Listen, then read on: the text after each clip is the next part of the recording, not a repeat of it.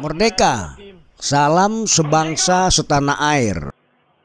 Bertemu kembali dalam channel Sejarah Perjuangan Anak Bangsa. Inilah peristiwa 10 November 1945 di kota Surabaya.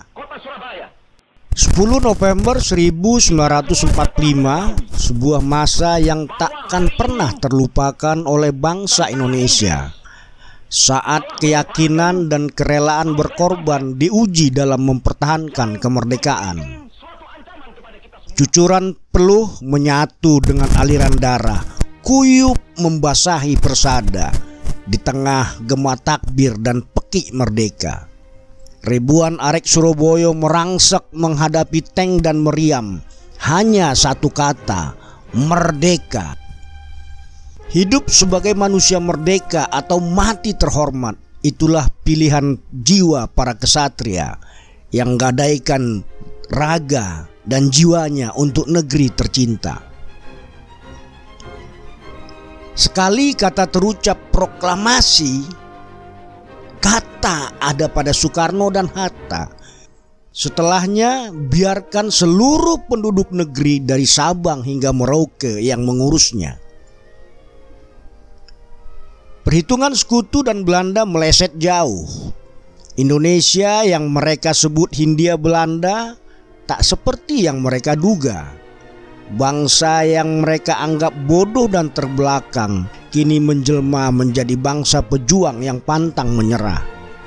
Jangankan harta, jiwa dan raga sanggup mereka berikan untuk merdeka. Usai mengalahkan Jepang dengan membonceng tentara sekutu, Belanda ingin meraih kembali negeri jajahan yang 3,5 tahun mereka tinggalkan. Dengan alasan melucuti pasukan Jepang, pada tanggal 15 September 1945, pasukan Inggris yang tergabung dalam AFNI, Allied Force Netherlands East Indies mendarat di Jakarta. Dan di tanggal 25 Oktober 1945, AFNI juga mendarat di Surabaya. Sekali lagi dengan alasan ingin melucuti senjata tentara Jepang dan membebaskan para tawanan serta memulangkan tentara Jepang ke negerinya.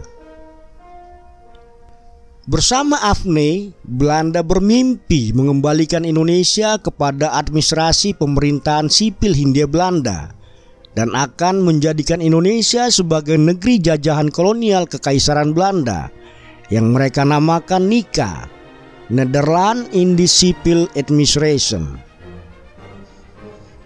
Tidak main-main, dalam rombongan AFNI Belanda selipkan tentara. Juga mereka sertakan pejabat yang akan memerintah di Indonesia. Belanda salah besar berharap disambut dengan senyum. Kedatangan Belanda disambut dengan amarah dan caci maki. Rakyat Indonesia yang biasanya menunduk dan penakut kini mendongakkan kepala. Pergerakan dan perlawanan rakyat Indonesia bergelora bagai ombak di lautan lepas. Proklamasi kemerdekaan yang dibacakan oleh Soekarno dan Hatta telah menjadi obat penawar kebodohan yang membelenggu bangsa. Kata demi kata yang tertera dalam naskah proklamasi telah hadir sebagai mantra sakti. Sebagai bangsa yang bermartabat, maklumat pemerintah Republik Indonesia pada tanggal 31 Agustus 1945 untuk mengibarkan sangsaka merah putih mulai tanggal 1 September diikuti secara serentak di seluruh wilayah Indonesia. Hal yang belum pernah terjadi selama Indonesia masih bernama Hindia Belanda. Semasa dijajah Belanda, jangankan mengibarkan bendera merah putih, melotot saja rakyat ditangkap dan dihukum, dimasukkan dalam penjara. Sangsaka merah putih menghiasi pelosok kota Surabaya. Tentara Belanda yang belum siuman dari mimpi, di bawah perintah Plukman mengibarkan bendera Belanda pada malam hari tanggal 18 September 1945 tepatnya pukul 21.00 di Hotel Yamato yang awalnya bernama Hotel Oranye yang terletak di Jalan Tunjungan 65 Surabaya. Perbuatan lancang tanpa persetujuan pemerintah Surabaya, sungguh perbuatan yang penuh keangkuhan. Belanda mengibarkan bendera di tiang tertinggi Hotel Yamato pada sisi bagian utara. Sang pemuda Surabaya, pemilik sah negeri, melihat kecongkakan Belanda yang terang-terangan ingin mencoba menghina kedaulatan bangsa, bermimpi hendak kembali menguasai bumi pertiwi. Pemuda murka, masa menyemut mendatangi Hotel Yamato untuk menurunkan bendera Belanda. Residen Sudirman sebagai wakil residen yang masih diakui pemerintah Dainipun Surabaya Zoo memasuki Hotel Yamato dikawal oleh Sidik dan Haryono.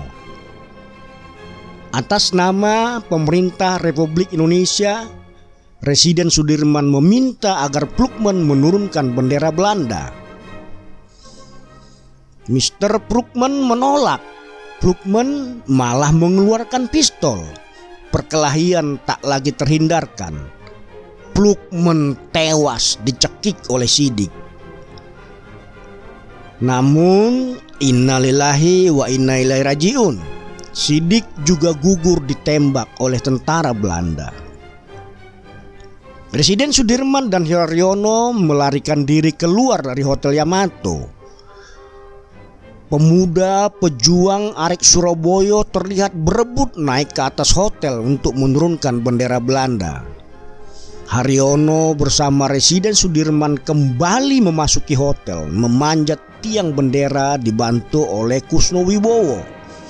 Bendera Belanda mereka sobek, ganti naikkan bendera merah putih ke puncak tiang tertinggi.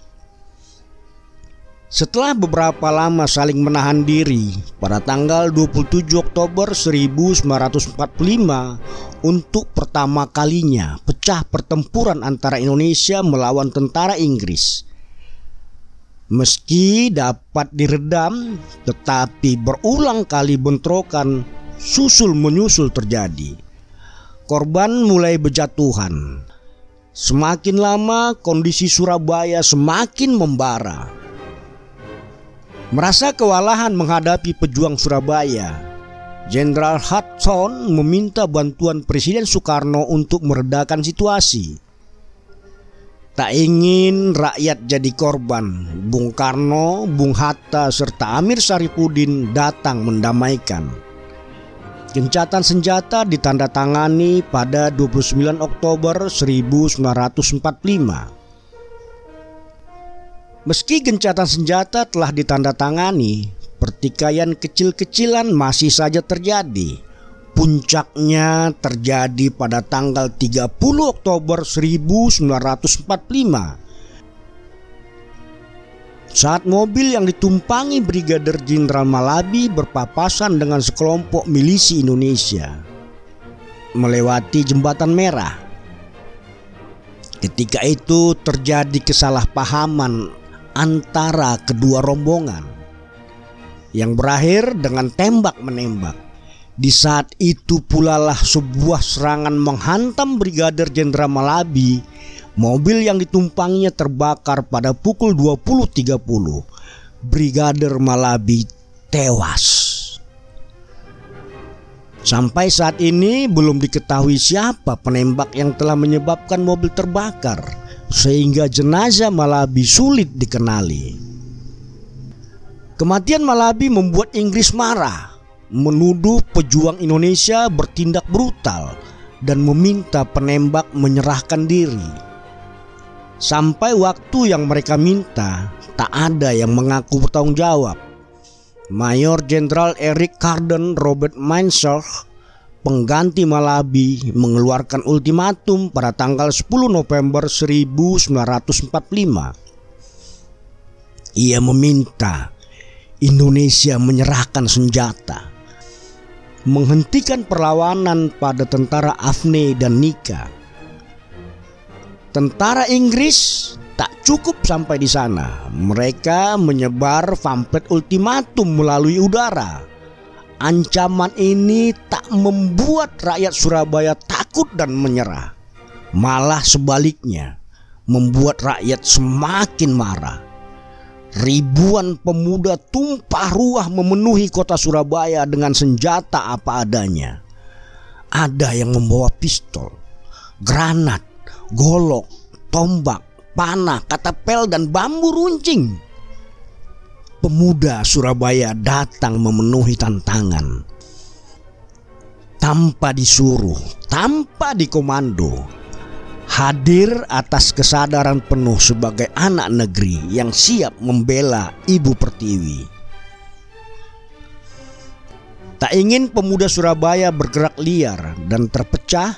Di saat itulah pejuang Surabaya memutuskan mengangkat Sungkono sebagai komandan pertahanan kota Surabaya dan mengangkat Surahman sebagai komandan pertempuran. Di saat itu pula semboyan merdeka atau mati digaungkan. Di sini pula sumpah pejuang Surabaya diikrarkan. Tetap merdeka. Kedaulatan negara dan bangsa Indonesia yang diproklamirkan pada 17 Agustus 45 akan kami pertahankan dengan sungguh-sungguh, penuh tanggung jawab.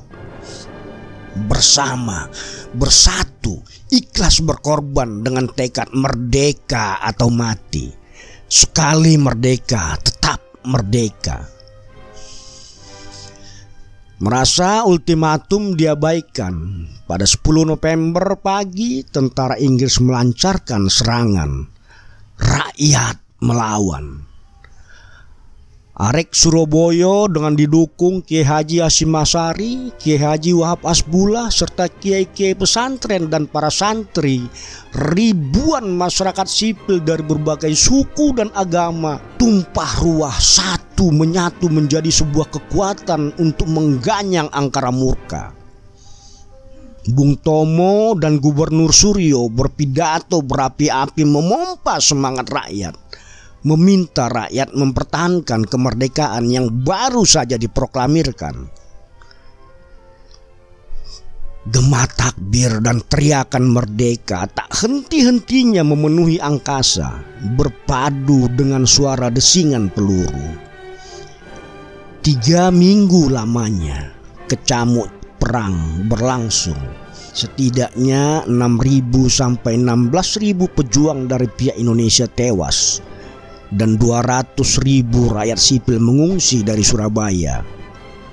Tak kurang dari 600 sampai 2.000 tentara Inggris dan India tewas. Pertempuran berdarah di Surabaya yang memakan ribuan korban jiwa telah menggerakkan perlawanan di seluruh pelosok Indonesia. Ribuan pejuang mempertaruhkan nyawa untuk mempertahankan kemerdekaan Republik Indonesia. Demikian kisah perjuangan rakyat Indonesia dalam mempertahankan kemerdekaan 17 Agustus 1945. Semoga kisah ini dapat menginspirasi kita semua untuk tetap menjaga keamanan, persatuan, dan kesatuan bangsa. Terima kasih. Saudara-saudara, rakyat jelata di seluruh Indonesia, terutama saudara-saudara penduduk Kota Surabaya.